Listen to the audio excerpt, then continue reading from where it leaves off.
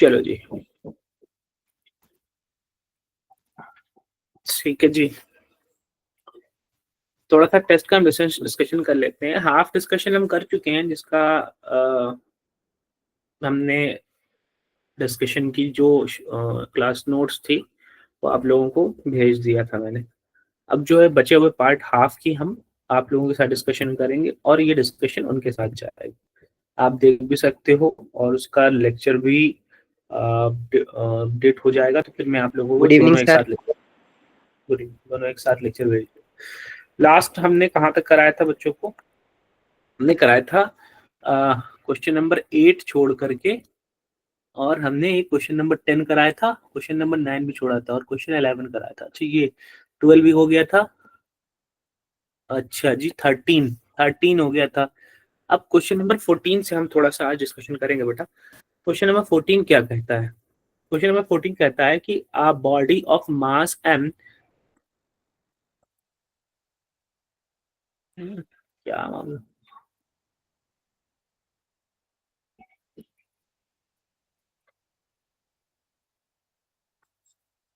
ये कह रहा है क्वेश्चन नंबर 14 कि a body of mass m moving with a velocity v collides head on with another body of mass 2m which is initially at rest.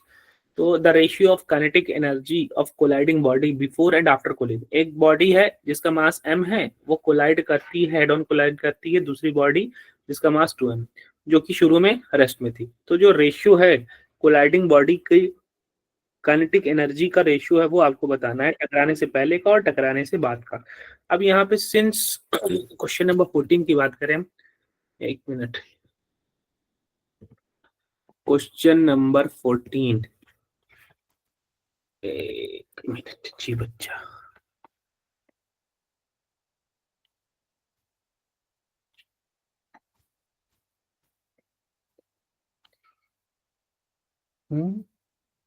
ये हो गया था क्वेश्चन नंबर 14 होगा ना? अच्छा,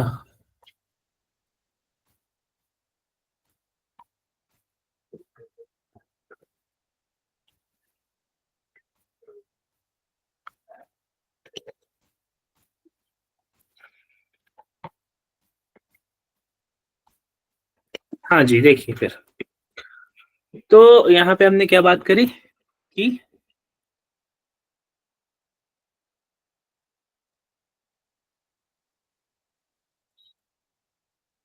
हाँ, क्वेश्चन नंबर 14 क्या कहा कि भैया ऐसा है, दो बॉडीज आपस में हेड ऑन कोलिजन कर रही हैं।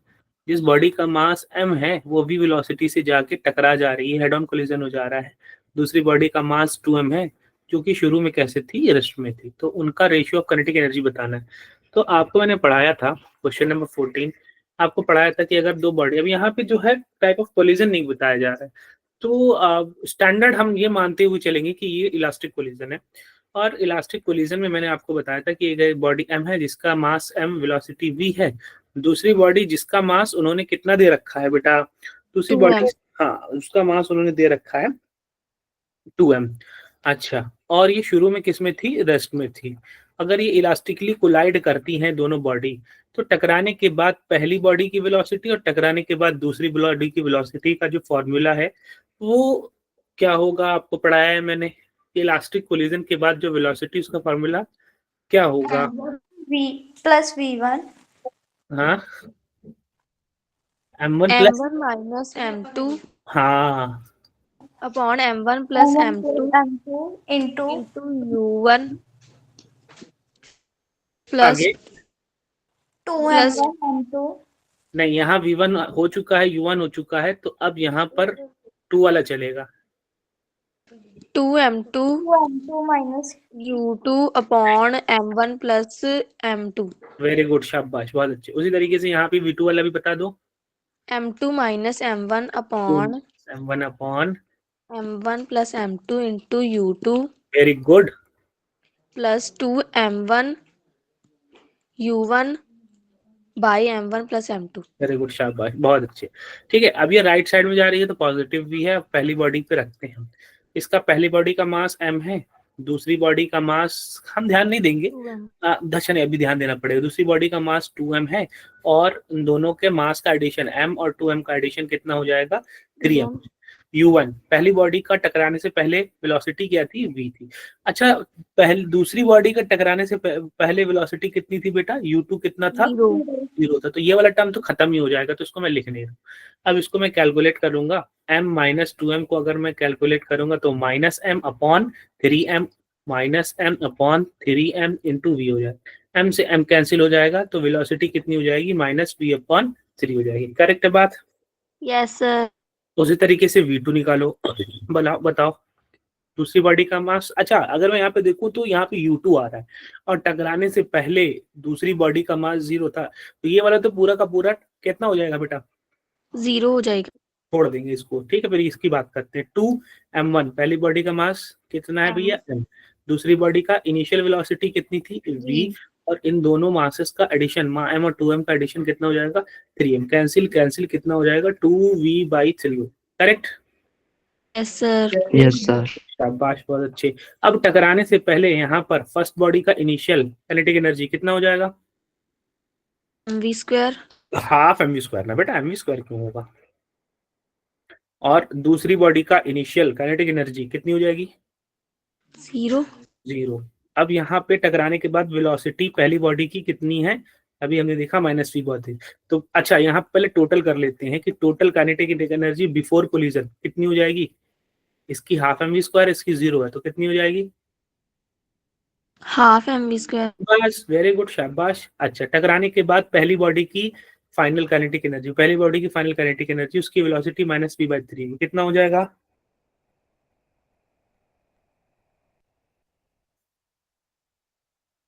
फार्मूला तो बोलो, उसमें रखेंगे वैल्यू। काइनेटिक एनर्जी का फार्मूला क्या है हाफ mv²। हाफ। इस पहली बॉडी का मास कितना है m m, टकराने के बाद इसकी वेलोसिटी कितनी है माइनस माइनस v/3। तो माइनस v/3 का स्क्वायर करेंगे कितना हो जाएगा v²/9। v²/9 हो जाएगा v²/9। तो ये हो जाएगा mv²/18। Correct. Yes sir.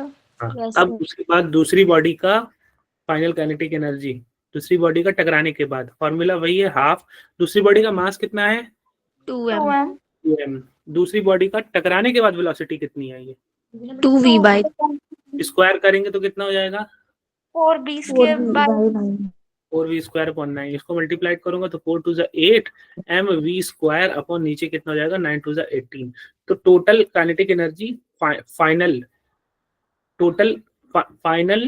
Total kinetic energy टकराने के बाद दोनों का कितना होगा। पहली बॉडी का फाइनल एनर्जी mv²/18, दूसरी बॉडी का kinetic energy 8 mv²/18। Correct. Yes sir yes तो सर। कितना हो जाएगा भैया mv²/18 इस बॉडी का हो गया, किसका पहली बॉडी का, और दूसरी बॉडी का 8 mv²/18 हो गया। दोनों का एड अप होकर कितना हो जाएगा बेटा 9 mv²/18 हो जाएगा। करेक्ट। तो 9 1 9 9 2 18 mv²/2 हो गया।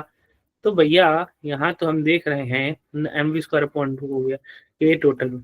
ठीक है, इनिशियल टोटल और फाइनल टोटल का रेशियो पूछा था। इनिशियल टोटल हमारा कितना निकल करके आया था हाफ mv², और ये फाइनल टोटल कितना निकल करके आया है वो भी कितना निकल करके आया हाफ mv² mv²/2 एक ही बात। तो ऊपर और नीचे कैंसिल हो जाएगा, कितना आ जाएगा 1:1 का रेशियो आ जाएगा।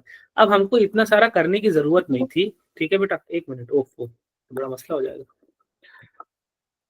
गो भाई कितना परसेंट है तो इसका तो आंसर 9:1 है ना 9:1 1:1 आएगा ना बेटा 9:1 क्यों आएगा नहीं सर मैंने ये वो ही पुट किया था मेरा आंसर सही था नहीं नहीं तुमने कुछ ऐड नहीं किया होगा, देखो ध्यान से। चलो मैं देख रहा हूँ।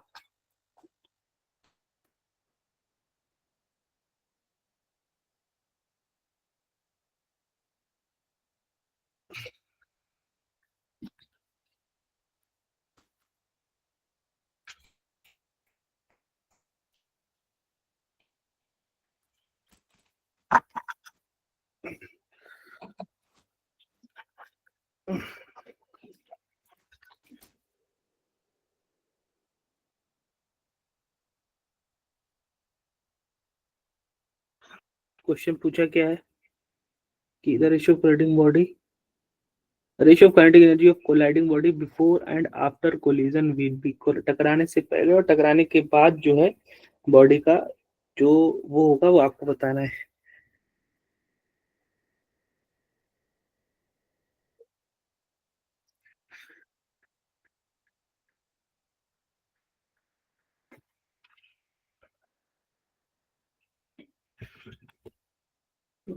कहाँ गया?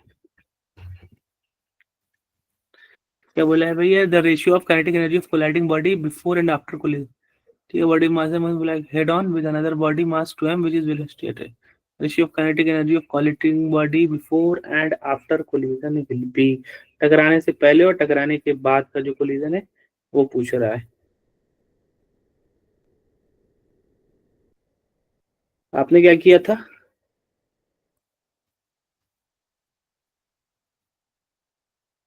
सही तो आ रहा है, इसमें क्या गड़बड़ है? हमने कुछ गड़बड़ कर दी क्या भाई? देख लेते हैं। Half M V square by 9, तो ये एम वी स्क्वायर बाई 9 हो गया, और ये कितना हो जाएगा? हाफ एम और 4 V square by 9, 4 V square by 9, 4 to the 8 M V square by 18, और यहाँ क्या है? M V square by 18, 9 M V square by 18। ओ अच्छा ठीक तो है, हाफ एम वी स्क्वायर 1:1। क्या गड़बड़ कर रहा हूँ बेटा मैं यहाँ पे? आप ही लोग बताओ क्या पूछा, क्या है क्वेश्चन में? यही तो पूछा है ना, टकराने से पहले और Yes, sir. हाँ, तो गड़बड़ कहाँ हो रही है? कुछ गड़बड़ हो रही क्या?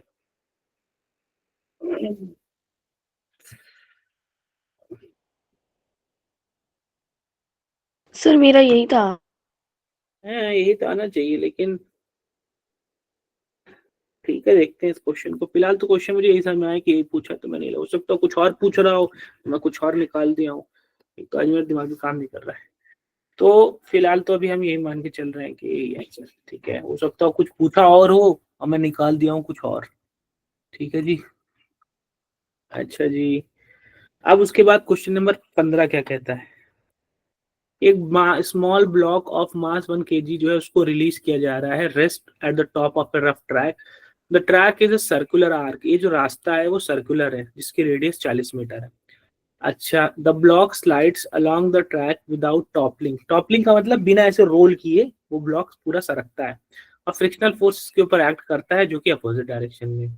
अच्छा, जो भी वेलोसिटी उसके अपोजिट डायरेक्शन में है फ्रिक्शनल फोर्स। आगे लिखा है the work done in overcoming the friction up to the point Q, Q point तक जाने में कितना वर्क डन करना होगा friction up to the point Q as shown in the figure below is, जितना भी work done in overcoming the friction up to the point Q as shown in the figure below is 150 joule.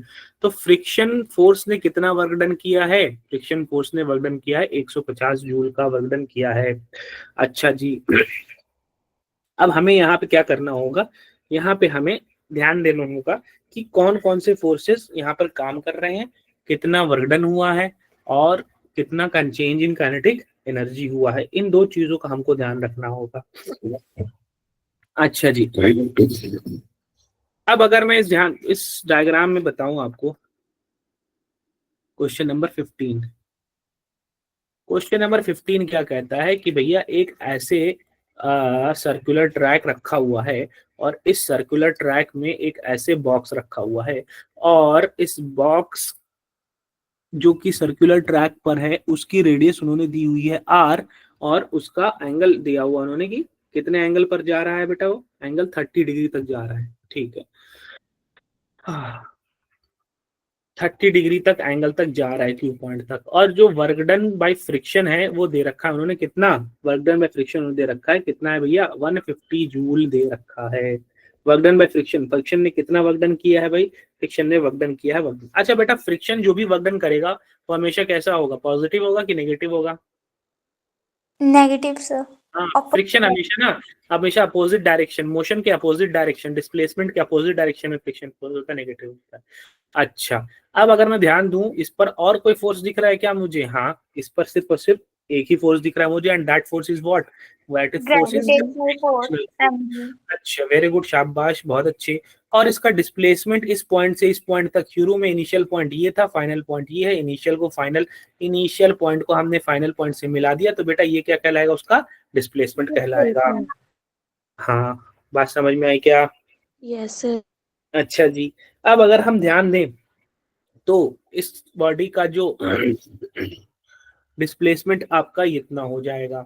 अच्छा जी, अब अगर हम ध्यान दें तो आपका ये वाला एंगल कितना हो जाएगा, आपका डिस्प्लेसमेंट का हमको पता है कि डिस्प्लेसमेंट जो ग्रेविटेशनल फोर्स है वो जो वर्क डन करेगा, तो फोर्स वर्क डन जो होता है वो हमेशा क्या होता है, फोर्स इनटू डिस्प्लेसमेंट का वो कंपोनेंट जो पैरेलल हो। डिस्प्लेसमेंट का हर डिस्प्लेसमेंट हमारे काम की नहीं है, मेरे काम की नहीं है, लेकिन मुझे चाहिए वो कंपोनेंट जो डिस्प्लेसमेंट का क्या हो बेटा, पैरेलल हो।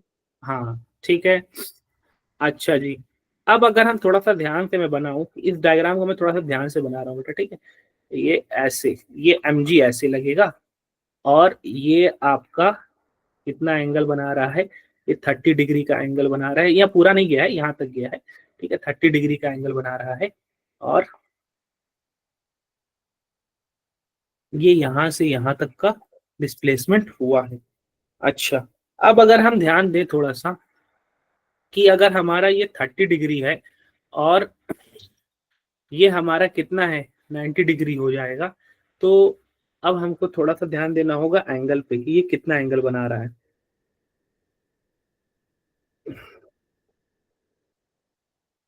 अब अगर मैं यहाँ से ध्यान दूं बेटा कि ये जो है हमारा,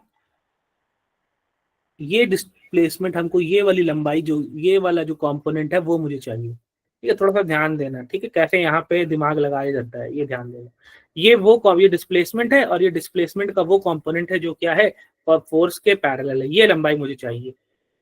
अब ये लंबाई मैं कैसे निकालूंगा, अगर मैं थोड़ा सा ध्यान दूं तो ये बेटा, ये लंबाई और ये लंबाई क्या सेम ही होगी क्या, ये वाली लंबाई और ये वाली लंबाई, मैं ध्यान दूं, ये वाली लंबाई और ये वाली लंबाई क्या सेम है, ये एस पैरेलल जो मैंने यहाँ बनाया और यहाँ पे ये लंबाई जो बनाया, क्या ये सेम है बेटा? Yes sir. हाँ, तो अब अगर तुम ध्यान दो कि ये आर है, यहाँ से यहाँ तक रेडियस है, और ये 30 डिग्री का, इस वाले ट्रायंगल का नाम दो ए ओ, और ये क्यू पॉइंट, ए ओ क्यू ट्रायंगल की बात ध्यान करूं मैं, कि ए है, ये ओ है, और ये क्यू है, ए है, ओ है, क्यू है, और ये 30 डिग्री है। तो अब आप थोड़ा सा ध्यान दो कि अगर ये आर है तो आर का कंपोनेंट, ये आर एक क्या है, एक वेक्टर मान लो, आर का कंपोनेंट, आर का हॉरिजॉन्टल कंपोनेंट ये कितना हो जाएगा, और आर का वर्टिकल कंपोनेंट ये कितना हो जाएगा। आर का हॉरिजॉन्टल कंपोनेंट जो कि इस लाइन के साथ 30 डिग्री का एंगल बना रहा है, कितना हो जाएगा, आर कॉस 30 डिग्री। जो कि मेरे काम का नहीं, ये वर्टिकल कंपोनेंट बताओ, आर साइन 30 डिग्री। R sine 30। अगर किसी को नहीं समझ में आ रहा है तो आप इस ट्रायंगल में साइन 30 भी लगा लेना, लेकिन मैंने इतना अच्छा सिखाया है तो फिर उतना जाने की जरूरत नहीं। साइन 30 कैसे लगाओगे, ये परपेंडिकुलर पी अपॉन 90 के सामने वाला, ये क्या बोलते हैं, हाइपोटेनियस आर, तो ये आर चला जाएगा उधर, तो परपेंडिकुलर पी हमारा आर साइन 30 बन जाएगा। तो उतना आपको करने की जरूरत नहीं, जब मैंने इतने अच्छे सिखाया है वर्टिकल कंपोनेंट और हॉरिजॉन्टल। तो ये जो लंबाई है आपने निकाल ली आर साइन 30, यानी कि ये लंबाई आपने निकाल ली आर साइन 30, यानी कि ये वाली लंबाई आपने निकाल ली जो उसका कंपोनेंट था। कितना आया बेटा, अभी आपने कितना बताया, आर साइन 30। हाँ, और आपको फोर्स भी पता है, और अब आपको डिस्प्लेसमेंट का वो कंपोनेंट जो कि पैरेलल है वो भी पता चले, तो वर्क डन बाय ग्रेविटी निकाल लेते हैं। ग्रेविटेशनल फोर्स कितना है बॉडी पर, ग्रेविटी, अरे ये mg लिखा हुआ नहीं, बॉडी का अपना, बॉडी पर लगने वाला ग्रेविटेशनल फोर्स कितना है mg। और अभी हमने डिस्प्लेसमेंट, ये एक्चुअल में हो तो रहा है ये वहां से यहाँ तक, लेकिन मेरे काम का ये वाला है, और ये कैसे निकाला मैंने, ये आर है, तो ये वाली लंबाई कितनी हो जाएगी, आर साइन 30 हो जाएगी, और ये लंबाई सेम ही है, तो मुझे निकल गया। अब ये दोनों सेम डायरेक्शन में है, पॉजिटिव होगा कि नेगेटिव होगा, पॉजिटिव। पॉजिटिव। अच्छा, तो ये पॉजिटिव होगा। अब कितना है, सॉरी, ठीक है, तो अब ये जो आपने बताया है कि डिस्प्लेसमेंट जो अभी आपने बताया पॉजिटिव होगा, ठीक है, और कितना बताया अभी हमने, कितना पैरेलल कंपोनेंट कितना निकाला है अभी हमने, आर साइन 30। साइन 30 की वैल्यू डाल देता हूँ 1/2, जो कि इस तरीके से चली जाएगी। बात समझ में आई क्या? Yes Yes, sir. sir. यही दो फोर्स हैं, और उन कौन कौन से, एक ग्रेविटेशनल फोर्स, दूसरा फ्रिक्शनल फोर्स। फ्रिक्शनल फोर्स की वजह से वर्क डन मुझे पता है, और ग्रेविटेशनल फोर्स की वजह से वर्क डन मैंने निकाल लिया। इसके अलावा मुझे और कोई फोर्स नहीं दिख रहा है, और अगर और कोई फोर्स नहीं दिख रहा है तो उसकी वजह से और कोई वर्क डन नहीं है। अब हमको पता है, एक मिनट जी,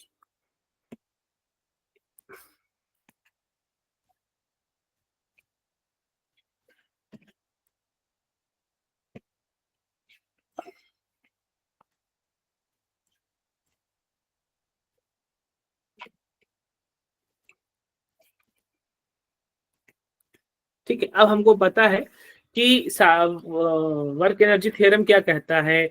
वर्क एनर्जी थ्योरम ये कहता है कि सारे वर्क डन, पहला वर्क डन, पहले फोर्स की वजह से वर्क डन, दूसरे फोर्स की वजह से वर्क डन, तीसरे फोर्स के, सारे वर्क डन का जो एडिशन होता है वो चेंजिंग काइनेटिक एनर्जी के बराबर होता है। अच्छा जी, हमारे पास तो बेसिकली दो फोर्स हैं, एक हमारा था ग्रेविटेशनल फोर्स और एक हमारा था फ्रिक्शनल फोर्स। तो सारे वर्क डन को ऐड करूंगा मैं, तो चेंजिंग काइनेटिक एनर्जी के बराबर होगा।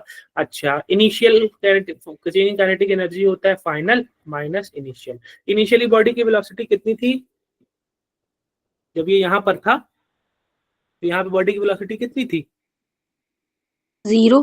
0 थी भैया, हाथ से पकड़ के रखे हुए थे, बॉडी वेलोसिटी की 0। तो भैया इनिशियल काइनेटिक एनर्जी तो कितनी हो जाएगी आपकी? 0 हो जाएगी। अच्छा, वर्क डन बाय ग्रेविटी अभी हमने निकाला, mgr/2 work done by friction force minus 150 -150 joule. हाँ, और half M V square kinetic energy का फॉर्मूला फॉर्मूला बॉडी के लिए। अच्छा, एम कितना दे रखा है, कुछ बॉडी का मास दिया है क्या इन्होंने? देख लेते हैं कि भैया बॉडी का मास कितना है, 1 किलोग्राम। और रेडियस दिया क्या उन्होंने? आर दे रखा है 40, और वो एंगल 30 डिग्री। अच्छा, बॉडी का मास कितना बोला था अभी? 1 1 किलो। kg. हाँ ठीक। बॉडी का मास हमने रखा 1 kg, जी की वैल्यू 10, आर की वैल्यू कितनी दे रखी थी इन्होंने? आर की वैल्यू 40 मीटर दे रखी थी, अपॉन 37 की वैल्यू 1/2 थी, जो नीचे 2 आ गया, माइनस ये कितना हो गया 150 बराबर हाफ एम वी स्क्वायर। अच्छा, ये 400 हो गया और अपॉन 2 हो गया, तो ये कैलकुलेट हो गया, कितना हो गया? 200 अच्छा, 200 और ये माइनस 150 कैलकुलेट हो कितना हो गया? 50. 50। अच्छा, ये 50 और 2 उधर जाएगा तो कैलकुलेट हो कितना हो गया? 100 100। और बॉडी का मास 1 है, तो वी स्क्वायर कैलकुलेट हो कितना हो गया? √100। तो √100 कितना होता है? 10. 10 मीटर पर सेकंड। तो जब वो वहां पहुंचेगा तो बॉडी की वेलोसिटी कितनी हो जाएगी? 10 मीटर पर सेकंड हो जाएगी। बात समझ में आई क्या बेटा? Yes, sir. Yes sir. तो बहुत ऐसा मुश्किल क्वेश्चन नहीं था, लेकिन थोड़ा बहुत दिमाग वहां, दिमाग कहाँ पे लगाना था? बस यहाँ पे दिमाग लगाना था कि जो वर्टिकल कंपोनेंट होगा डिस्प्लेसमेंट का पैरेलल कंपोनेंट होगा वो कैसे निकलेगा, ये आपको थोड़ा सा दिमाग लगाना था। क्लियर है? चलो जी, Yes, अब sir. बात करते हैं कि एक हमको फोर्स दिया गया है और एक डायग्राम दिया गया है, 2 ब्लॉक सिस्टम का डायग्राम दिया गया है। इन दोनों, अच्छा मैंने 2 ब्लॉक सिस्टम पढ़ाया क्या तुम लोगों को? तुम्हारे ग्रुप, तुम्हारे बैच में शायद नहीं पढ़ाया मैंने, है ना? यस सर, नहीं पढ़ाया। हाँ।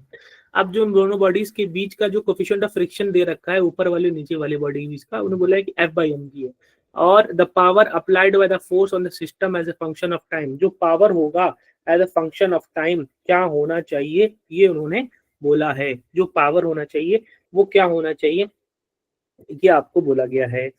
अच्छा ठीक है।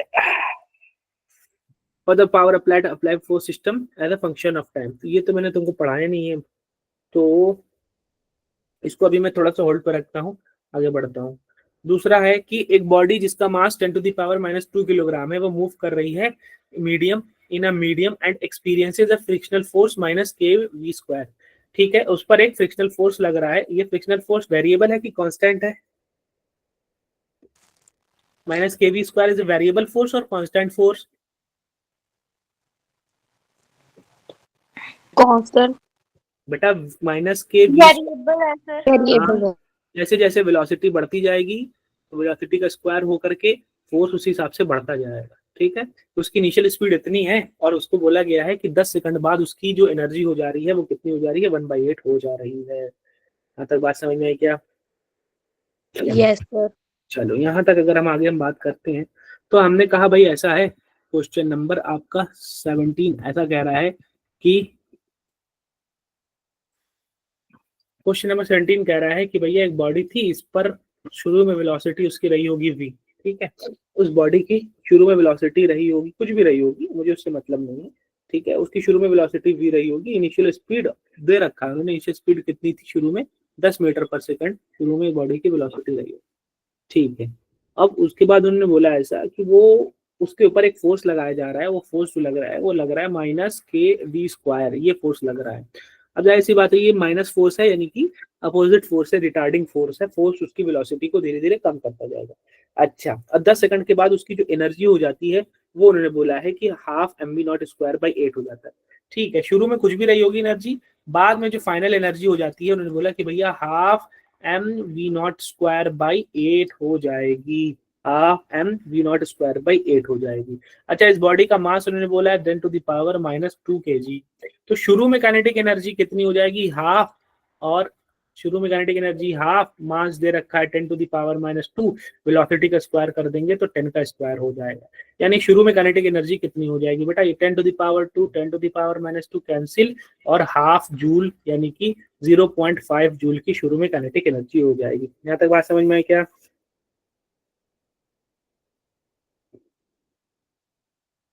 शुरू में काइनेटिक एनर्जी का क्या होगी, जब बॉडी की वेलोसिटी 10 थी इनिशियली, तब काइनेटिक एनर्जी का फॉर्मूला क्या हो जाएगा, half M V square, half M V square. तो मास की वैल्यू 10 टू द पावर -2 रख दिया, वेलोसिटी का स्क्वायर मतलब 10 का स्क्वायर रख दिया, 10 to the power -2, 10 to the power 2 cancel हो गया, 1/2 बच गया, 1/2 की वैल्यू कितनी है 0.5 जूल। करेक्ट है बात? Yes sir. हाँ, अच्छा जी। अब हमको पता है कि फाइनल काइनेटिक एनर्जी ऐसे देखा है, लेकिन फाइनल वेलोसिटी नहीं पता है, तो half M V final velocity का square is equals to half M, मैंने बोला भैया ऐसा है वी नॉट का स्क्वायर अपॉन 8। वी नॉट की वैल्यू दे रखी थी कि शुरू में जो वी नॉट है इनिशियल वेलोसिटी 10 है, उसका स्क्वायर अपॉन, तो यहाँ से हाफ कैंसिल, यहाँ से एम कैंसिल, तो फाइनल वेलोसिटी का स्क्वायर जो हो जाएगा वी नॉट का स्क्वायर अपॉन 8। शुरू में वी नॉट कितना दे रखा था, इनिशियल वेलोसिटी कितना दे रखा, जैसा क्वेश्चन में दिया वैसा ही लिखा, मैंने अपने पास से ये नहीं लिखा। उन्होंने बोला बेटा final kinetic energy half M V nought square upon 8 लो, मैंने लिख लिया, और फाइनल काइनेटिक एनर्जी का फॉर्मूला क्या हो जाएगा, हाफ एम वी फाइनल का स्क्वायर लिख दिया मैंने, हाफ से हाफ कैंसिल, एम से एम कैंसिल, वी फाइनल का स्क्वायर बचेगा और वी नॉट स्क्वायर अपॉन 8 बचेगा। वी नॉट की वैल्यू कितनी है 10, तो यानी ये 10 का स्क्वायर, 100/8। हाँ ये 100/8 या 10 का स्क्वायर अपॉन 8 हो जाएगा। यहाँ से स्क्वायर हटाऊंगा तो ऊपर ये 10 स्क्वायर अपॉन 8 हो जाएगा, भैया 10 स्क्वायर तो बाहर आ जाएगा और नीचे √8 हो जाएगा। √8 का मतलब 2√2, यानी कि 2 5 10, तो फाइनल वेलोसिटी जो हो जाएगी 5/√2 हो जाएगी। बॉडी की फाइनल वेलोसिटी कितनी हो जाएगी, 5/√2 हो जाएगी। आ रही बात समझ में क्या? Yes sir. अच्छा, अब वापस से फोर्स पे आ जाओ। फोर्स का उन्होंने फॉर्मूला दिया था कि भैया ऐसा है कि फोर्स जो है वो आपको दे रखा है कितना, -k/, ठीक है। फोर्स का जो फॉर्मूला दे रखा है वो कितना है, -kv² है, ओके ठीक है, -kv²। फोर्स का फॉर्मूला है मास, फोर्स का वैल्यू होता है मास इंटू एक्सेलरेशन बराबर -kv²। तो एक्सेलरेशन जो हो जाएगा -k/m/v²। एक्सेलरेशन का डिफरेंशियल इक्वेशन क्या होती है, डिफरेंशिएशन वाली इक्वेशन क्या होती है, dv/dt। वेरी गुड, शाबाश, बहुत अच्छे। dv/dt बराबर -k/m/v²। ये v² वाला और dv वाला टर्म एक साथ लाते हैं तो v² को उधर भेजेंगे, डिवीजन में हो जाएगा dv/v², और इस dt को उधर भेज देंगे तो अकेला चला जाएगा -k/m/dt। अब मैं क्या कर रहा हूँ, v² अगर नीचे है और ऊपर जाएगा बेटा तो v टू द पावर क्या हो जाएगा, -2। Very good, v to the power -2 dv। अब मैं क्या कर रहा हूँ, v to the power -2 dv, इधर भी इंटीग्रेशन इधर भी इंटीग्रेशन लगा। जब टाइम 0 था, इनिशियल पोजीशन थी, तब शुरू में वेलोसिटी बॉडी की कितनी थी बेटा, 10।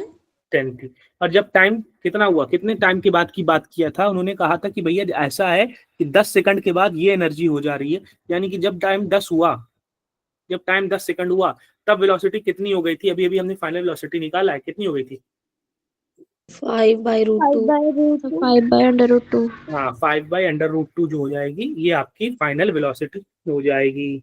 बात समझ में आई क्या? Yes sir. हाँ, अब हम बात करें, एक मिनट पहले मैं चेक कर लूँ कुछ गड़बड़ तो नहीं रहा है।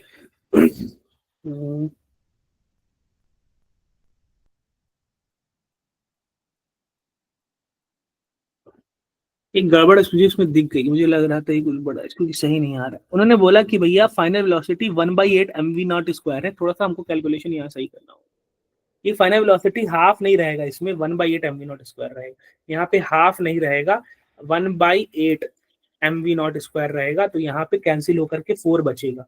अब अगर यहाँ पे कैंसिल होकर के 4 बचेगा तो यहाँ भी कैंसिल होकर 4 बचेगा और यहाँ भी कैंसिल होकर 4 बचेगा, और जब यहाँ भी कैंसिल होकर 4 बचेगा तो ऊपर तो 10 आ जाएगा और नीचे कितना हो जाएगा, 2 आ जाएगा। तो फाइनल वेलोसिटी कितनी हो जाएगी, 5 मीटर पर सेकंड। हाँ, थोड़ा सा कैलकुलेशन मिस्टेक हो गई, तो यहाँ पे भी कितना हो जाएगा, 5 हो जाएगा।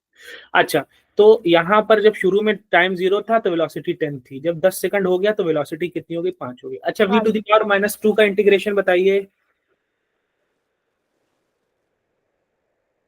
-1 -1 अपॉन -2 + 1 नहीं, ऐसे बोलो ना, v to the power -1 upon, क्या होता है इंटीग्रेशन का फॉर्मूला, क्या होता है, v टू द पावर जो सेम चीज है लिखो, +1 ऊपर पावर लगा दो, +1 वही नीचे, वही नीचे हो जाएगा। -2 + 1 कितना हो जाएगा, -1 तो यहाँ पावर -1 हो गया, और यहाँ पे भी क्या हो जाएगा, कैलकुलेट होकर के -1 हो जाएगा। अच्छा, डिनोमिनेटर में भेजेंगे तो ये क्या कहलाएगा, 1/v हो जाएगा क्या, नीचे भेजेंगे तो ये माइनस लग जाएगा, करेक्ट। Yes sir. तो बस इसका इंटीग्रेशन क्या हो गया, -1/v। तो -1/v क्या क्या लिमिट्स हो गई, 10 से लेकर के 5 तक, सीधे में 10 था 5। भैया -k और m एक कांस्टेंट, तो -k और m कांस्टेंट है, integration of dt, integration of dt क्या हो जाएगा बेटा, t हो जाएगा। और t कहाँ से कहाँ तक, 0 से लेकर के 10 तक, करेक्ट। 0 to 10 yes sir. हाँ, अब इसके वैल्यू रख देते हैं, ये पहले 5 रखेंगे फिर 10 रखेंगे, तो -1/5 -1/10 बराबर -k/m, और ये क्या हो जाएगा, कहाँ से कहाँ तक होगा भाई, 10 - 0, 10 - 0, ठीक है। पहले अपर लिमिट और फिर लोअर लिमिट, पहले 10 फिर -0। अब इसको सॉल्व करूंगा तो ये हो जाएगा 10 माइनस, ये हो जाएगा ऊपर भी 2 से और नीचे भी 2 से मल्टीप्लाई कर दूंगा तो 2 - 1 1 हो जाएगा, नीचे 10 हो जाएगा। ये जानबूझ के कर रहा हूँ ताकि तुम लोगों को समझ में आए, ठीक है, वरना मैं तो खटाखट कैलकुलेशन कर दूं। और यहाँ पे क्या हो जाएगा, 10 हो जाएगा, इधर से माइनस कैंसिल, 1/10 बचा, इधर k बचा, 10 बचा और m बचा। m की वैल्यू कितनी थी, मास की वैल्यू कितनी थी, मास की वैल्यू अगर आपको याद हो, 10 - 2। वेरी गुड, शाबाश। मास की वैल्यू कितनी थी यहाँ पे, 10 - 2, तो 1/10, ये 10 को उधर भेज दूंगा तो 100 हो जाएगा, k/10⁻², इसको उधर भेजूंगा तो 10⁻²/100 बराबर k, और ये क्या हो जाएगा, 10⁻⁻, कितना हो जाएगा भैया, ये 10⁻100 को 10⁻2 लिख सकते हैं।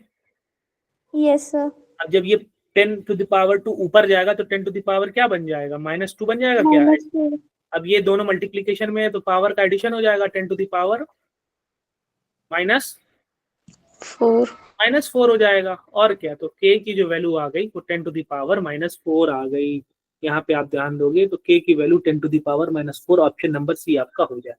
बात समझ में आई क्या, हाँ जी सर। Yes sir. हाँ, ठीक है। तो यहाँ पे इस क्वेश्चन में हमने क्या किया है, एक बार फिर से देख लेते हैं, कुछ नहीं किया हमने, जो उन्होंने बोला वेलोसिटी उस हिसाब से हमने वेलोसिटी mv²/8 रखा और ½ mv² रखा यहाँ पे फाइनल काइनेटिक एनर्जी का फॉर्मूला, जिसकी वजह से हमने फाइनल वेलोसिटी निकाल दी जो कि 5 आ गया।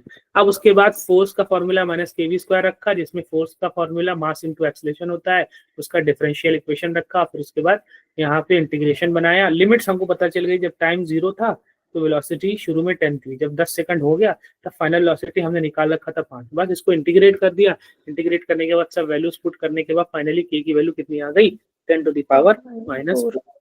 आई बात समझ में, चलो जी अब थोड़ा आगे बढ़ते हैं। इस क्वेश्चन में क्या कह रहा है, इस क्वेश्चन में कह रहा है कि भैया ऐसा है कि ब्लॉक जो है 30 डिग्री पर ऊपर की तरफ मूव कर रहा है under action of certain forces. कुछ फोर्सेस लग रहे हैं, एक F1 लग रहा है, एक F2 ऐसे परपेंडिकुलर लग रहा है, एक F3 ऐसे लग रहा है, F1 हॉरिजॉन्टल लग रहा है, F2 परपेंडिकुलर लग रहा है, F3 अलोंग द प्लेन लग रहा है, जो कि कितना है, दोनों फोर्सेज हैं, F1 हॉरिजॉन्टल है 40 newton, F2 normal to the plane है 20 न्यूटन, और F3 कितना है, पैरेलल टू द प्लेन है 30 न्यूटन, 40 20 30 का। तो determine the work done by each force, सारे फोर्सेस की वजह से जो वर्क डन हुआ है वो बताना है आपको। अगर वो 80 सेंटीमीटर ऊपर की तरफ जाता है तो 40 और फिर 20 और फिर 30, 40 20 30। अच्छा जी, 40 20 30, ठीक है जी, 40 20 30। तो ऐसा है कुछ ब्लॉक, और यहाँ पर ऐसे इस पर फोर्स लग रहा है। एक तो हॉरिजॉन्टल फोर्स लग रहा है कितने का, 40 का। दूसरा लग रहा है ऐसे परपेंडिकुलर कितने का, 20 का। तीसरा अलोंग द प्लेन लग रहा है, कैसे लग रहा है, 30 का। देख लूं मैं, सही है ना, 40 20 30। अच्छा, बॉडी का मोशन जो हो रहा है बेटा, जो बॉडी का मोशन हो रहा है वो कुछ ऐसा हो रहा है कि ये 30 डिग्री के प्लेन पर है, और बॉडी का जो डिस्प्लेसमेंट हो रहा है वो कुछ ऐसे यहाँ से लेकर के यहाँ तक, कितना डिस्प्लेसमेंट हो रहा है यहाँ से यहाँ तक, उन्होंने बोला भैया 80 सेंटीमीटर का हो रहा है। 80 सेंटीमीटर का मतलब समझ रहे हो, 0.8 मीटर का डिस्प्लेसमेंट। ठीक है, अब देखो भैया ये 40 न्यूटन का फोर्स है और डिस्प्लेसमेंट ये कैसा है भैया, 0.8 मीटर का है। तो लेकिन हमको तो पता है कि जो वर्क डन होता है, सर ने बताया फोर्स इनटू डिस्प्लेसमेंट का वो कंपोनेंट जो कि पैरेलल टू द फोर्स हो। ठीक है, अच्छा अब आपको पता है कि ये हॉरिजॉन्टल से ये डिस्प्लेसमेंट कितना एंगल बना रहा है। अगर ये यहाँ पर हॉरिजॉन्टल से 30 डिग्री के प्लेन हो ये, ठीक है, ये हॉरिजॉन्टल हो गया, ये हॉरिजॉन्टल मैंने अभी बनाया है, ये ऐसे प्लेन का इंक्लाइंड प्लेन की लाइन हो गई, और ये डिस्प्लेसमेंट की लाइन हो गई। तो इसके इसके बीच अगर 30 है, तो हाँ, तो इसके इसके बीच कितना हो जाएगा, 30 डिग्री नहीं हो जाएगा। Yes sir. तो ये 30 डिग्री हो गया। तो इस 0.8 मीटर का along the line, along the horizontal component क्या हो जाएगा,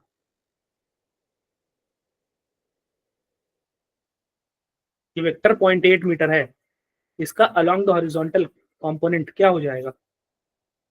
So 0.8 cos 30 degree. Very good, 0.8 cos 30। तो ये वो कंपोनेंट आ गया, ये वो कंपोनेंट आ गया डिस्प्लेसमेंट का, जो कि इस 40 न्यूटन के क्या है, पैरेलल है। दोनों सेम डायरेक्शन में, ये कंपोनेंट और ये फोर्स दोनों सेम डायरेक्शन में है कि अपोजिट डायरेक्शन में बेटा। Yes sir. सेम आप ही। बताइए सेम है कि Same अपोजिट। direction में. तो पॉजिटिव की नेगेटिव जल्दी जल्दी बता दीजिए। पॉजिटिव। Positive. तो फोर्स ले लिया हमने 40, और डिस्प्लेसमेंट का कंपोनेंट कितना ले लिया, 0.8 cos 30 का मतलब हो गया √3/2। ये 40 और 0.8 मल्टीप्लाई होगा तो 32 इंटू √3/2 हो जाएगा। इसको सॉल्व कर लेंगे तो कितना हो जाएगा, 16√3 हो जाएगा। करेक्ट है क्या बात। Yes sir. अच्छा Yes जी, sir. अब दूसरे की बात करते हैं। दूसरा फोर्स जो लग रहा है बेटा, दूसरा फोर्स जो लग रहा है ये है 20 न्यूटन का फोर्स, ऐसे लग रहा है, ठीक है, और जो डिस्प्लेसमेंट हो रहा है वो ऐसे लग रहा है। इन दोनों के बीच कितना एंगल है, 90 90। degree. तो वर्क So डन work कितना हो done is जाएगा। 0. Very good, 0. शाबाश। तीसरा, हाँ, तीसरा फोर्स लग रहा है कितने न्यूटन का, अच्छा पहला 40 था, दूसरा तीसरा फोर्स लग रहा है 30 न्यूटन का। ये वाला फोर्स यहाँ से, ये वाला फोर्स आप ध्यान दोगे, जिसको मैं ब्लू कलर से बना रहा हूँ, ये तीसरा फोर्स ऐसे लग रहा है 30 न्यूटन का, और डिस्प्लेसमेंट भी उसी सेम डायरेक्शन में 0.8 उसका हो रहा है। तो फोर्स लग रहा है ऐसे 30 न्यूटन का, और डिस्प्लेसमेंट हो रहा है ऐसे 0.8 मीटर का। ये कुछ ऐसे था ब्लॉक जो कि किसी एक इंक्लाइंड प्लेन पर था 30 डिग्री पर। तो अब यहाँ पे तो हमको पता है फोर्स, और उसी सेम डायरेक्शन में, उसी सेम लाइन के अलोंग डिस्प्लेसमेंट है। तो work done by third force कितना हो जाएगा, So 0. 0 क्यों बेटा, दोनों सेम डायरेक्शन में है ना, So ये परपेंडिकुलर। 0 degree angle क्यों बना रहे हैं? एंगल तो 0 डिग्री होगा ना बेटा। तो वर्क डन का फॉर्मूला क्या होता है, force into two. Displacement into cos of 0 degree. ठीक है, Okay sir. हाँ, यस सर। तो ये करने की जरूरत नहीं है, आपको पता है कि फोर्स राइट साइड में है और डिस्प्लेसमेंट तो खुद ही उसी फोर्स की लाइन में है, तो डायरेक्ट डायरेक्ट मल्टीप्लाई कर दो। लाइन में नहीं होता F into उस, S. हाँ, तो डिस्प्लेसमेंट का एक कंपोनेंट उस लाइन के अलग Negative से, आएगा यहाँ पे. हाँ, यहाँ पहले से ही है तो इसमें टेंशन लेने की क्या जरूरत है। तो वर्क डन कितना हो जाएगा, फोर्स इनटू डायरेक्ट डिस्प्लेसमेंट उसी लाइन में है, तो डायरेक्ट डिस्प्लेसमेंट से मल्टीप्लाई कर दो। तो कितना हो जाएगा, फोर्स 30, डिस्प्लेसमेंट कितना है, 0.8। तो work done by third force कितना हो जाएगा, ये 0 मल्टीप्लाई करके 0.8 से 8 बना देगा, 8 3 24 न्यूटन हो जाएगा। तो पहला जो आया आपका वो कितना आया है भैया, 16√3। दूसरा जो आया है वो आपका कितना आया है, 0। और तीसरा जो वर्तन आया वो कितना आया है, 24 न्यूटन। तो जूल जूल जूल होगा, न्यूटन क्यों लिख रहा हूँ मैं, सॉरी, ये जूल होगा, ये जूल होगा, यहाँ पे भी जूल होगा। ठीक है, 16√3, 0 और 24। तो अब आप देखोगे कि कितना दिया है भाई, एक भी नहीं मैच कर रहा क्या, कौन सा,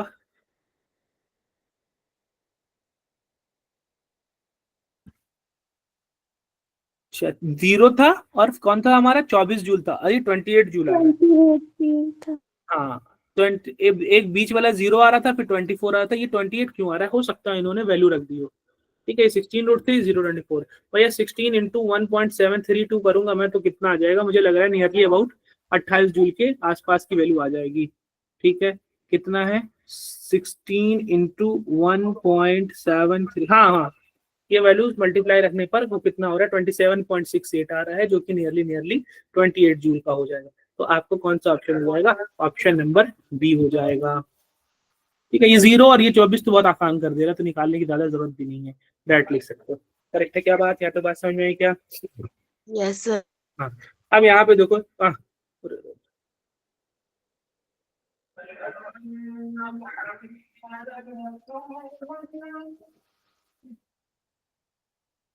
चलो अब यहाँ पे देखो कि एक point mass M is slide करता है फ्रिक्शनलेस, इसमें इस हेमिस्फीयर पे कोई फ्रिक्शन नहीं है, इसकी रेडियस आर दे रखा है। At what height the mass will set detach, किस हाइट पर जो है मास डिटैच हो जाएगा, हट जाएगा, उस ब्लॉक उस हेमिस्फीयर को छोड़ देगा, उससे कांटेक्ट उसका खत्म हो जाएगा। ठीक है भाई अच्छा क्वेश्चन है बहुत बहुत पॉपुलर क्वेश्चन है वैसे ये।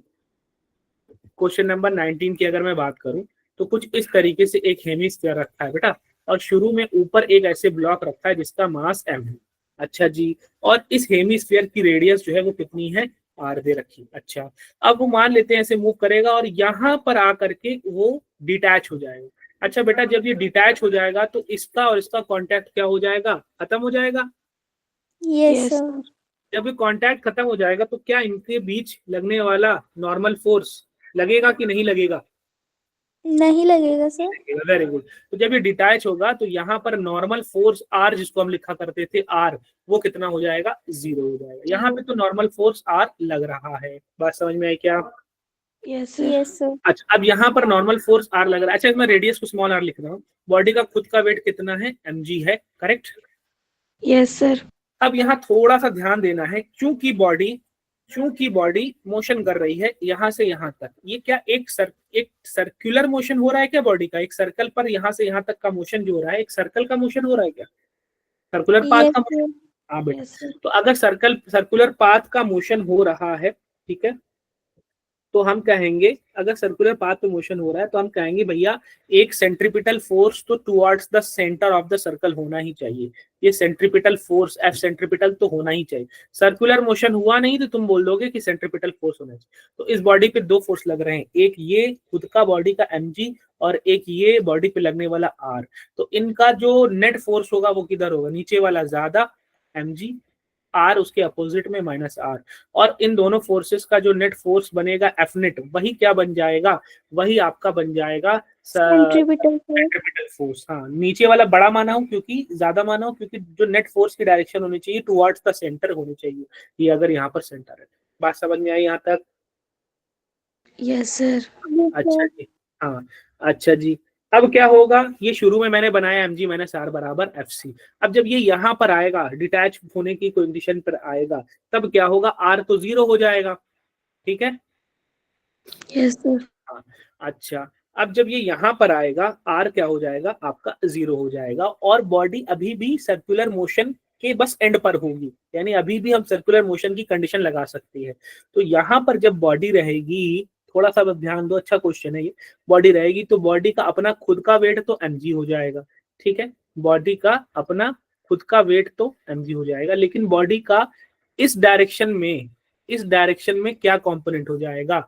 अगर हम मान लेते हैं कि ये एंगल कितना है, इनके बीच का एंगल जो है बेटा वो थीटा बना रहा है। अगर हम मान लेते हैं कि ये एंगल जो है थीटा बना रहा है, थोड़ा सा डायग्राम में फिर से बना देता हूँ यहाँ पर, कि अगर बॉडी यहाँ पर डिटैच होने वाली रहेगी तो अभी भी वो सर्कुलर मोशन में है, थोड़ा सा एंड हो रहा है सर्कुलर मोशन का, ऐसे मूव करते हुए सर्कुलर मोशन करते हुए जाएगी नीचे, या अभी भी बस सर्कुलर मोशन खत्म होने वाला है और सर्कुलर मोशन का एंड चल रहा है, तो अभी भी हम सर्कुलर मोशन लगा सकते हैं।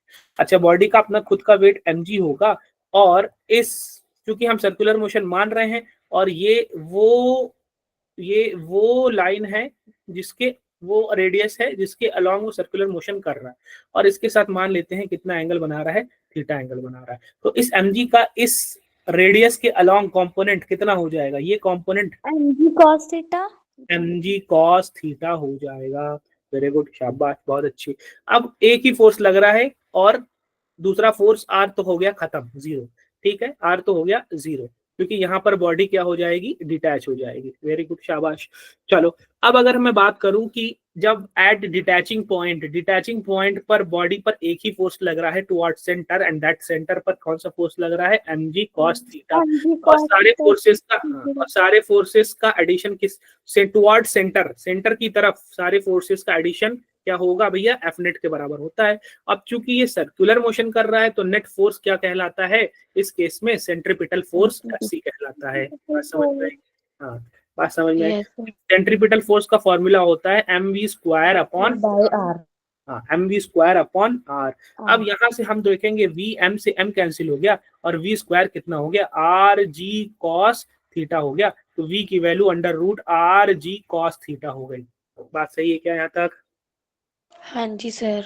अच्छा, अब बेटा जी देखिए, हुआ क्या था कि जब बॉडी शुरू में यहाँ पर थी, ठीक है, जब बॉडी शुरू में यहाँ पर थी तो वो ग्राउंड से कितनी हाइट पर थी, ग्राउंड से आर हाइट पर थी। और शुरू में इसकी वेलोसिटी कितनी थी, शुरू में इसकी वेलोसिटी 0 थी। तो इस पोजीशन पर इसकी टोटल एनर्जी कौन कौन सी हो जाएगी, इस पोजीशन पर इसकी टोटल एनर्जी हो जाएगी सर जी, इस पोजीशन पर टोटल एनर्जी इसकी काइनेटिक एनर्जी और इसकी पोटेंशियल एनर्जी। ठीक है, law of conservation of energy में लगा रहा हूँ, बताया था कि आप लोग को law of conservation of energy? Yes. हाँ, Mechanical energy. हाँ, टोटल एनर्जी मतलब total mechanical energy, law of conservation of energy यहाँ पे लगाएंगे। अच्छा, इस पॉइंट पर इसकी कोई वेलोसिटी तो है नहीं, तो काइनेटिक एनर्जी इस बॉडी की कितनी हो जाएगी भैया, काइनेटिक एनर्जी और पोटेंशियल एनर्जी का सम इस ए पॉइंट पर, और जब ये डिटैच होने वाला रहेगा तो इस बी पॉइंट पर लगाएंगे काइनेटिक एनर्जी और पोटेंशियल एनर्जी का सम। लेकिन इस ए पॉइंट पर इसकी वेलोसिटी तो है नहीं, तो काइनेटिक एनर्जी कितनी हो जाएगी बेटा, 0. पोटेंशियल एनर्जी ग्राउंड से कितनी हाइट पर है अभी ये, R. तो पोटेंशियल एनर्जी कितनी हो जाएगी इसकी, mgr. mgr। वेरी गुड, शाबाश। फाइनल काइनेटिक एनर्जी बात करते हैं कि जब ये यहाँ पहुंचता है तो इसकी वेलोसिटी अभी हमने निकाला है, कैलकुलेट कर लिया है, that is rg cos theta. तो हाफ बॉडी का मास mv स्क्वायर होगा, लेकिन v स्क्वायर तो अभी सर ने कैलकुलेट करके निकाला है, that is rg cos theta. ये वो था और ये इतना एंगल बना रहा था, यहाँ से थीटा एंगल बना। बात सही है क्या? Yes sir. कोई दिक्कत, कोई परेशानी यहाँ तक? चलो, r cos थीटा हो जाएगा, mg r cos थीटा हो जाएगा, प्लस अब ये वाली जो हाइट है, ये ग्राउंड से अभी इस टाइम वो कितनी हाइट पर है, ग्राउंड से वो कितनी हाइट पर है, हम मान लेते हैं कि ग्राउंड से वो अभी h हाइट पर है। ग्राउंड से कितनी हाइट पर है अभी, मान लेते हैं हम ग्राउंड से h हाइट पर है। तो mgh जो हो जाएगा इसकी पोटेंशियल एनर्जी हो जाएगी, कितनी हो जाएगी बेटा, mgh जो हो जाएगा इसका, हाँ, पोटेंशियल एनर्जी हो जाएगा। करेक्ट है बात यहाँ तक? Yes sir. अब देखो इस वाले ट्रायंगल पे थोड़ा सा ध्यान दो, या हम डायरेक्ट कर सकते थे बेटा, इतना ओह सॉरी, हम डायरेक्ट कर सकते थे, एस को हटा ही दो, या चलो ठीक है रहने दो, समझिए। अब इसको हम डायरेक्ट क्या करेंगे, कॉस थीटा की थोड़ा सा वैल्यू निकालने की कोशिश करते हैं। अगर इस ट्रायंगल पे तुम थोड़ा सा ध्यान दो बेटा, जिसपे ऐसे मैं मूव कर रहा हूँ, तो अगर मैं इस ट्रायंगल पर ध्यान दूं तो ये तो थीटा हो गया, ये यहाँ से यहाँ तक कितनी लंबाई है,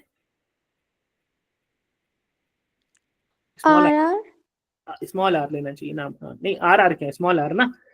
यहाँ से यहाँ तक लंबाई बॉडी की क्या है, रेडियस है ये, R. हाँ, और ये वाली लंबाई, ये वाली लंबाई, ये वाली लंबाई कितनी है बेटा, h। अब इसमें cos थीटा लगा देते हैं। cos थीटा क्या होता है, base h upon base, cos theta लगा देते हैं बेटा, केस थीटा में बेस h अपॉन 90 के सामने का परपेंडिकुलर हाइपोटेनियस r। तो cos थीटा की वैल्यू कितनी हो जाएगी, h अपॉन r। चलो mgr हो गया इधर, half m r g, cos theta की वैल्यू अभी अभी हमने बताया h upon r plus mgh। Correct? Yes sir. Yes, sir. ऊपर से r नीचे से r कैंसिल हो जाएगा, ये mgh अपॉन 2 बचेगा और mgh बचेगा और mgr बचेगा। ठीक है, हाँ जी सर. चलो लेफ्ट हैंड साइड से कैंसिल भी तो हो रहे हैं, क्या बेटा, से कैंसिल भी तो हो रहे हैं लेफ्ट और राइट से।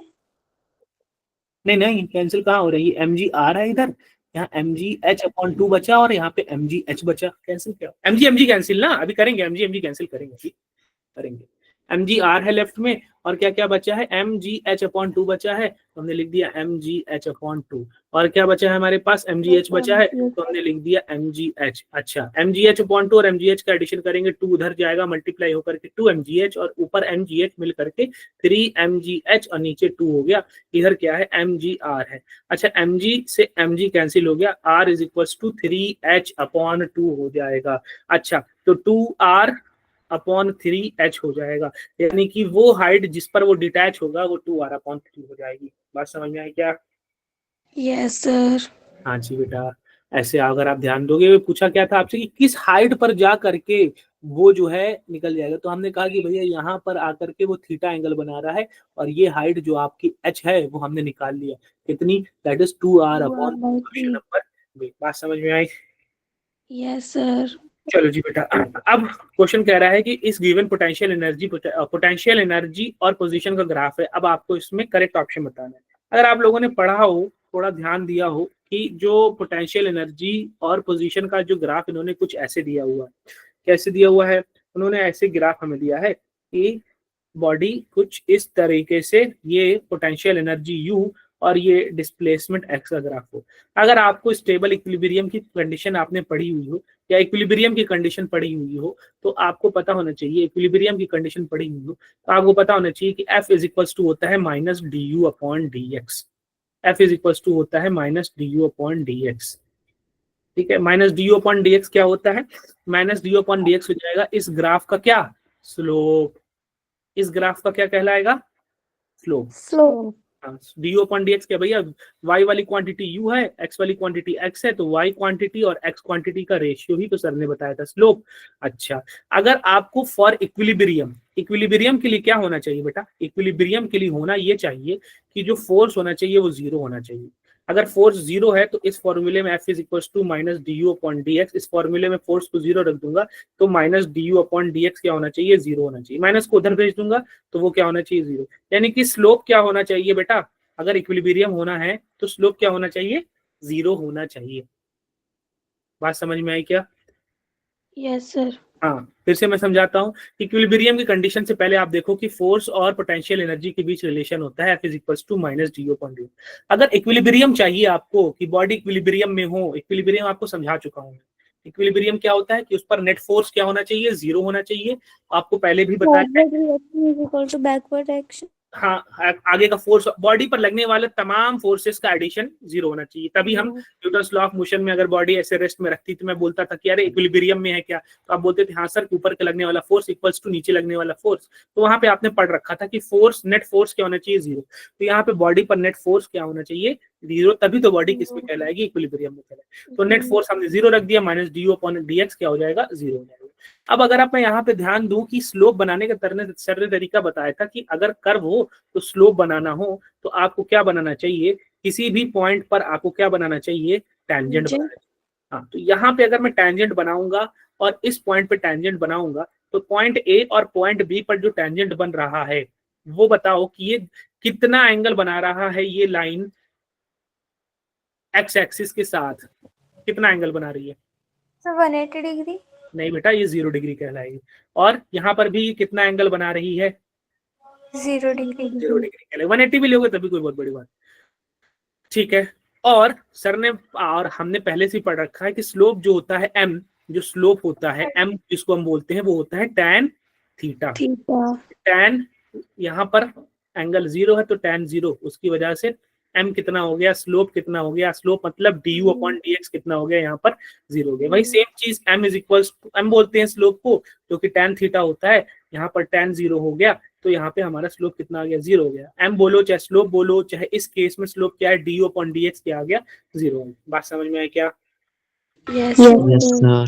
हाँ, अब बोला गया है कि हमसे क्वेश्चन में पूछा गया है कि क्या है कि for the given potential energy choose the correct. A और सी इक्विलिब्रियम में नहीं भैया, ए और सी पर फोर्स 0 नहीं है, क्योंकि अगर मैं बनाना चाहूंगा ए और सी पर तो ये ऐसे मैं टेंजेंट बनाऊंगा, कुछ ना कुछ तो एंगल बना रहा है थीटा यहाँ पर, ठीक है। थोड़ा सा यहाँ पर और अगर मैं यहाँ पर ए पर बनाना चाहूंगा तो ये टेंजेंट हो जाएगा और ये कुछ ना कुछ तो एंगल बना रहा है, तो भैया कुछ एंगल बना रहा है। लेकिन अगर मैं यहाँ डी पे बनाना चाहूंगा तो यहाँ पे थीटा इसका 0 है और यहाँ बी पे बनाना चाहूंगा तो थीटा इसका 0 है। अच्छा, B is in unstable equilibrium and D is in stable equilibrium. B is in, अच्छा स्टेबल इक्विलिब्रियम और अनस्टेबल इक्विलिब्रियम क्या होता है? अच्छा, अगर स्टेबल इक्विलिब्रियम है तो पोटेंशियल एनर्जी क्या होनी चाहिए? मिनिमम, कम से कम एनर्जी होगी तो स्टेबल इक्विलिब्रियम में। फॉर एग्जांपल अगर मैं इस ब्लॉक को बोलूं कि ये इसके अंदर अभी कितनी पोटेंशियल एनर्जी, तो अभी तो ये ग्राउंड पे रखा है तो ये बिल्कुल इसके पास पोटेंशियल एनर्जी कह सकते हो नहीं है, 0 है, क्योंकि ग्राउंड से हाइट कितनी है? 0 है, तो पोटेंशियल एनर्जी mg इंटू 0, तो ये आराम से स्टेबल रखा हुआ है। ठीक है, कोई इशू नहीं, कोई दिक्कत नहीं है। ठीक है, लेकिन अगर अब यहाँ पे अब इसकी ग्राउंड से हाइट थोड़ा सा ज्यादा है तो अब ये क्या है? अनस्टेबल इक्विलिब्रियम में है। ठीक है, अनस्टेबल इक्विलिब्रियम का मतलब मैंने ये रुका हुआ तो है, इसके ऊपर नेट फोर्स क्या है? 0 है। मेरा हाथ इसको पकड़ रहा है, ऊपर की तरफ फोर्स लगा रहा है, इसका बॉडी का अपना खुद का वेट नीचे की तरफ लगा रहा है, इसका मतलब इसके ऊपर नेट फोर्स 0 है। इसका मतलब ये बॉडी अभी किस में है? रेस्ट में है। इसका मतलब ये कौन सी कंडीशन हुई? इक्विलिब्रियम की कंडीशन हुई। लेकिन ये स्टेबल इक्विलिब्रियम नहीं कि जरा सा मेरा हाथ छूटा नहीं कि अपना मोशन करना शुरू कर देगा। तो ये अभी इस टाइम मेरा हाथ ऊपर की तरफ फोर्स लगा रहा है, बॉडी का खुद का वेट नीचे की तरफ लगा रहा है, नेट फोर्स बॉडी पर 0 है। इस वजह से अब मेरे हाथ पकड़ने की वजह से ये इक्विलिब्रियम में है। लेकिन ये किस इक्विलिब्रियम में है? स्टेबल इक्विलिब्रियम में है कि अनस्टेबल इक्विलिब्रियम? भैया ये अनस्टेबल इक्विलिब्रियम में, जरा से मेरे हाथ से छूटा गया नहीं कि ये मोशन दिखाना शुरू कर दे। लेकिन अगर मैं यहाँ पर रख दूं ऐसे और अब कहूं कि इसके पर नेट फोर्स क्या है? सर नेट फोर्स 0 है, खुद का बॉडी का नेट वेट नीचे mg लगेगा और ऊपर की तरफ नॉर्मल रिएक्शन r लगेगा, क्योंकि ये मोशन कर नहीं रहा है वर्टिकल डायरेक्शन में, तो ऊपर का force r is equal to नीचे का फोर्स mg। ये यूं कहें कि सारे फोर्सेस का एडिशन इस बॉडी पर कितना है भैया? 0 है। अच्छा, अगर सारे फोर्सेस का एडिशन 0 है तो ये इक्विलिब्रियम में। लेकिन किस इक्विलिब्रियम में? स्टेबल की अनस्टेबल? स्टेबल। मैं इसको इधर मूव कराऊंगा तो वहां पे आकर के वहीं रुक जाएगा, मोशन नहीं दिखाए। इधर मूव कराऊंगा, जहां मैं मूव करा रहा हूं उधर चला जा रहा है और वहीं जाकर के रुक जा रहा है। जहां मैं मूव करा रहा हूं वहीं चला जा रहा है, वहीं जाकर के रुक जा रहा है। जहां मैं मूव करा रहा हूं वहीं चला जा रहा है, वहीं। तो ऐसी कंडीशन जिसमें आप उसको जहां मूव कराओ वहीं जाए, वहीं जाकर रुक जाए, तो ऐसी कंडीशन को हम स्टेबल इक्विलिब्रियम बोलते हैं। और अनस्टेबल इक्विलिब्रियम में होता है कि जरा से आपने मूव कराया नहीं, आगे या पीछे मूव कराया नहीं, तुरंत मोशन करना शुरू कर देता है। जरा सा मेरा हाथ छूटा नहीं कि मोशन करना उसने शुरू कर दिया। तो ऐसी कंडीशन को हम बोलते हैं स्टेबल अनस्टेबल इक्विलिब्रियम। तो जो पहली कंडीशन थी बेटा यहाँ पर जब मैं रखा था, तो इसकी जो पोटेंशियल एनर्जी थी वो क्या थी? बहुत कम थी, मिनिमम थी, 0 थी। और जब यहाँ था तो वो ग्राउंड से कुछ ना कुछ हाइट पर था और उसके पास कुछ ना कुछ पोटेंशियल एनर्जी थी। बात समझ में आई क्या? Yes sir. यहाँ पर हम देखेंगे बेटा कि कौन सी बी वाले में पोटेंशियल एनर्जी बेटा क्या है? नेगेटिव है। बी पॉइंट पर यहाँ पर ग्राफ में देखोगे, आप थोड़ा ध्यान दोगे, यहाँ पर ध्यान दोगे थोड़ा कि जो ये बी पॉइंट है जिसको हमने बी पॉइंट नाम दिया था, और ये कौन सा पॉइंट नाम दिया था हमने? इसका ये पॉइंट हमने नाम दिया था डी पॉइंट। ठीक है, यहाँ पे हमने डी पॉइंट नाम दिया। तो डी पॉइंट पर हम बात करें तो इसकी पोटेंशियल एनर्जी पॉजिटिव है। देख रहे हो यहाँ पर इस डी पॉइंट पर पोटेंशियल एनर्जी क्या है? पॉजिटिव है। तो ये मिनिमम नहीं। हाँ, और इस बी पॉइंट पर अगर मैं पोटेंशियल एनर्जी करूं तो देखो ये तो वाई एक्सिस पर आ रहा है। वाई एक्सिस पर आने का मतलब इसकी पोटेंशियल एनर्जी काफी कम है, नेगेटिव है, मिनिमम। तो बी पॉइंट पर कौन सी पोजीशन हुई? स्टेबल इक्विलिब्रियम या अनस्टेबल इक्विलिब्रियम? बी पॉइंट पर स्टेबल हुआ कि अनस्टेबल हुआ? अनस्टेबल। नहीं, पोटेंशियल एनर्जी मैक्सिमम है कि मिनिमम है? ज्यादा है कि कम है? पॉजिटिव है कि नेगेटिव है? मिनिमम, बहुत कम है उसकी, तो उधार में चल रहा है पोटेंशियल एनर्जी। यहाँ पे नेगेटिव उधार, यहाँ पे पॉजिटिव और नेगेटिव इस तरीके से काउंट होगा कि बहुत ही कम है, 0 से भी काफी कम है। एक होता है भैया 0 हो तो ठीक है, वो 0 से भी काफी कम है तो बहुत ही ज्यादा स्टेबल इक्विलिब्रियम में है। 0 होता तो भी हम बोलते हो वो 0 से भी कम है, नेगेटिव में चली गई, उधार में चली गई, तो इस वजह से वो स्टेबल इक्विलिब्रियम में हो जाएगा। और जो डी वाला है वो अनस्टेबल इक्विलिब्रियम में। तो बी आपका स्टेबल इक्विलिब्रियम में। अब डी पर क्या है? उसके पास पोटेंशियल एनर्जी है, पॉजिटिव पोटेंशियल एनर्जी है। तो जरा सा तुमने मोशन दिया नहीं, अपना कमाल दिखाना शुरू कर देगा, अपना मोशन दिखाना शुरू कर देगा और किसमें आ जाएगा बेटा? मोशन में आ जाएगा। बात समझ में आई यहाँ तक? Yes sir. हाँ, तो इस वजह से आपका ऑप्शन नंबर सी कि बी स्टेबल इक्विलिब्रियम में और डी अनस्टेबल इक्विलिब्रियम में है, बात इसकी सही हो जाएगी। अच्छा जी, अब उसके बाद कौन सा क्वेश्चन है? उसके बाद उन्होंने बोला है कि भैया की काइनेटिक एनर्जी बॉडी की 300% बढ़ा दी गई है, तो उसका चेंज इन मोमेंटम आपको बताना है कि कितना बढ़ गया है। तो अगर 300% काइनेटिक एनर्जी बढ़ा दी जाए, क्वेश्चन नंबर 21 की बात करूं मैं, क्वेश्चन नंबर 21, एक मिनट जी बेटा, क्वेश्चन नंबर 21,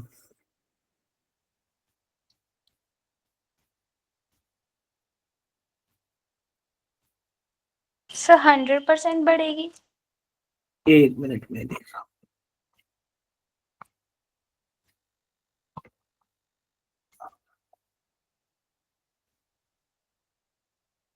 हाँ, क्या कह रहे हैं आप?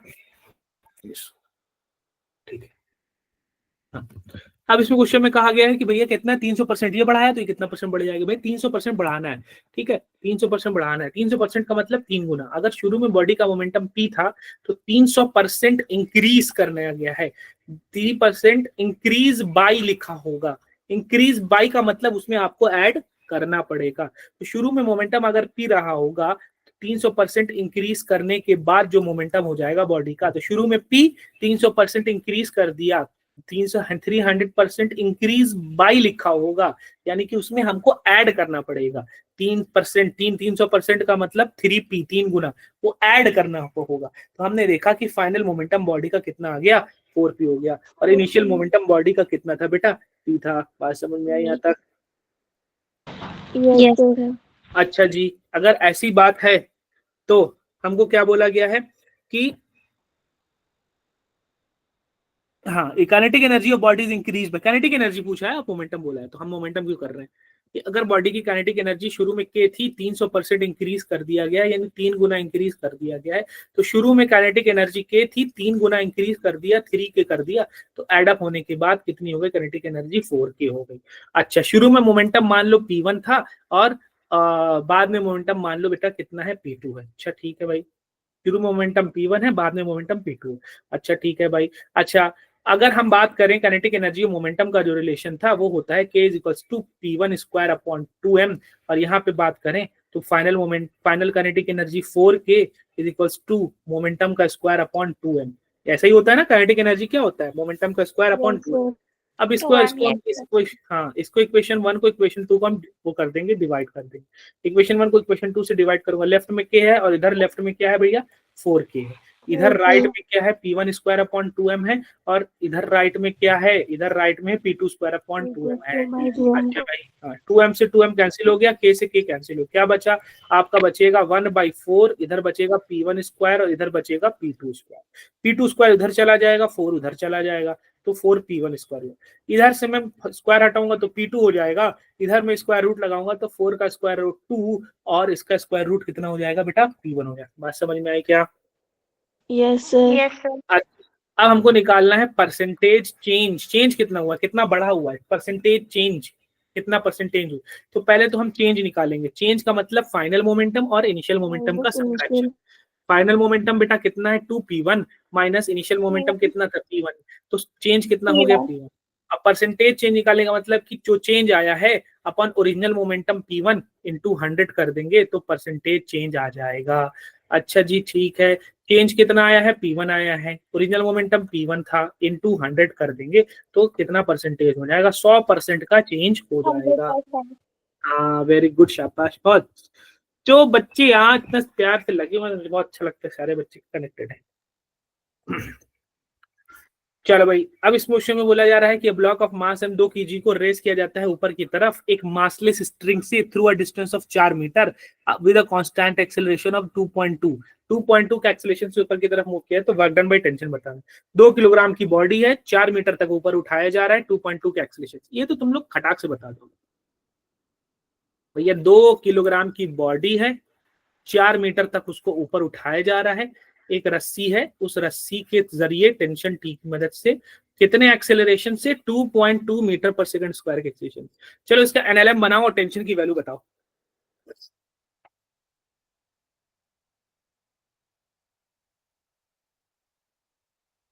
एनएलएम बताओ इसका, फोर्स की equation. So T+4 is equal to T+4 क्यों होगा, into नहीं T+4 क्यों होगा, ऊपर की तरफ फोर्स लग रहा है T, नीचे की तरफ फोर्स कितना लग रहा है, 20 न्यूटन। mg। तो सर इसमें 9.8 कंसीडर करना है, उन्होंने बोला है जी को। अच्छा 9.8 लेना है, तो हम क्या कर लेते हैं, 2 इंटू 9.8 यानी कि 19.6 न्यूटन ले लेते हैं। चलो अब इक्वेशन बनाओ।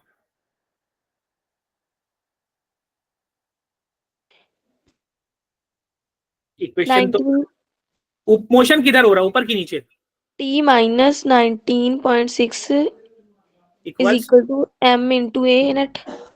m कितना है? 2 kg into 2.2। हाँ, तो ये इक्वेशन बनाते हैं। वेरी गुड, शाबाश।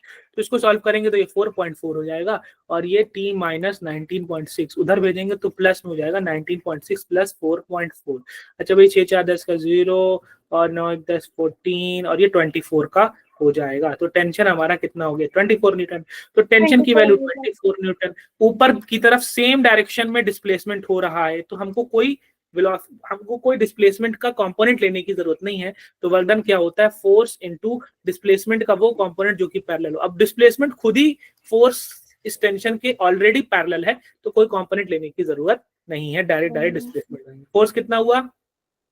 24 into 4 हाँ, मल्टीप्लाई करके कितना हो जाएगा बेटा जी? 96 9 जूल। वेरी गुड, शाबाश, बहुत अच्छे बहुत अच्छे। ठीक है जी। तो वो जो आपका यहाँ पे वजन आ जाएगा, आप बता दोगे कि भैया 96 जूल का वजन हो जाएगा। ठीक है। अब अगर हम बात करें कि स्मॉल बॉडी जो कि स्मॉल मॉस जिसका m है v नॉट वेलोसिटी से रफ हॉरिजॉन्टल सरफेस पर चल रही थी, वो फाइनली वो स्टॉप कर जाती है फ्रिक्शन के। अब आपको बताना है कि भैया power delivered by the friction, आपको पावर बताना है during the motion of the body. अगर फ्रिक्शनल कोफिशिएंट 0.27 है, बॉडी का मास 1 किलोग्राम है और शुरू में बॉडी की वेलोसिटी कितनी थी भैया? शुरू में बॉडी की वेलोसिटी कितनी थी? बॉडी की वेलोसिटी 1.5 मीटर पर। हाँ, ठीक है जी, कोई दिक्कत नहीं। अच्छा, अब अगर हम बात करें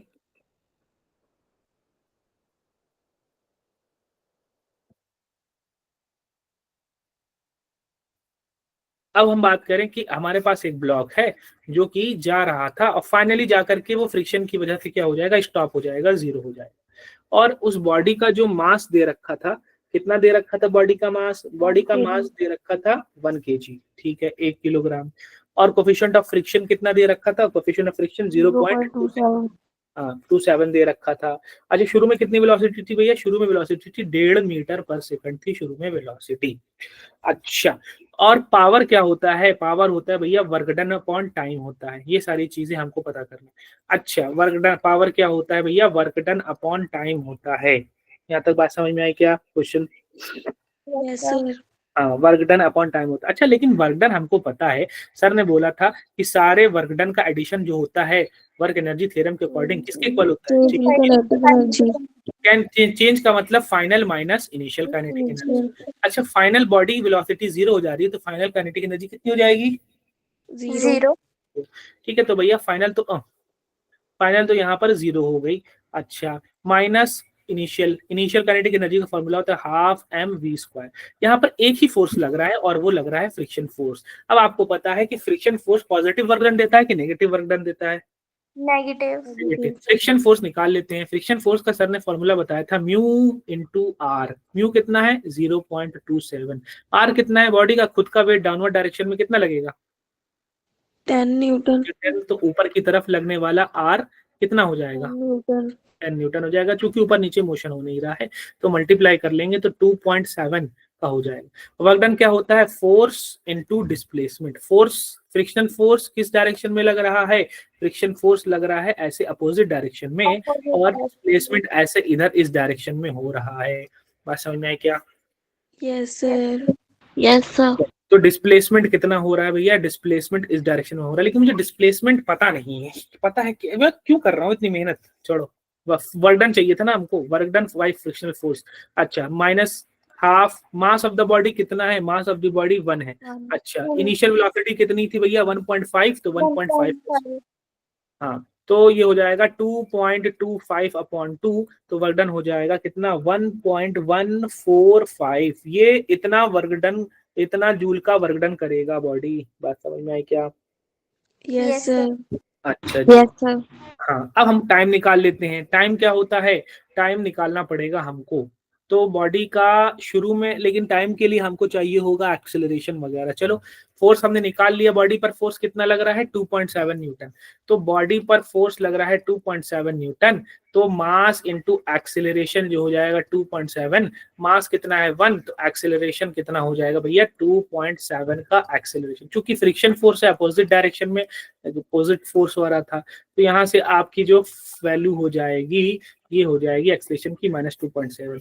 शुरू में वेलोसिटी थी 1.5 की, बाद में वेलोसिटी शुरू में वेलोसिटी थी 1.5 की, बाद में वेलोसिटी हो गई 0। और हमको पता है v बराबर u प्लस at होता है। बाद में 0 वेलोसिटी है, शुरू में 1.5 है, और एक्सेलरेशन अभी हमने निकाला कितना, -2.7 हाँ। अब इसको उधर भेजेंगे तो 2.7 इंटू टी बराबर 1.5 हो जाएगा, नीचे भेजेंगे तो 1.5 अपॉन 2.7 हो जाएगा, यानी कि 15/27 हो जाएगा।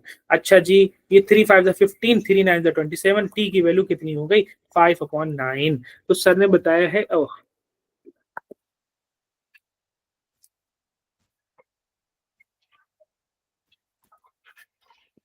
पावर जो होता है वो होता है भैया work done by friction force upon time. Work done by friction force अभी हमने शायद निकाल रखा है, दैट इज 1.145 और टाइम अभी हमने निकाल रखा है, दैट इज 5/9। तो इसको मल्टीप्लाई कर लेंगे 1.145 इंटू 9/5, ये वो वैल्यू होगी जो फ्रिक्शन की आ जाएगी। देख लेते हैं भाई, नेगेटिव में नहीं था क्या sir 1.145। 1.145।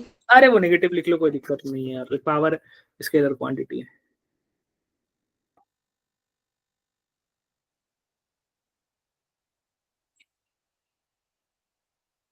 One point 145 into 9 divided by 5।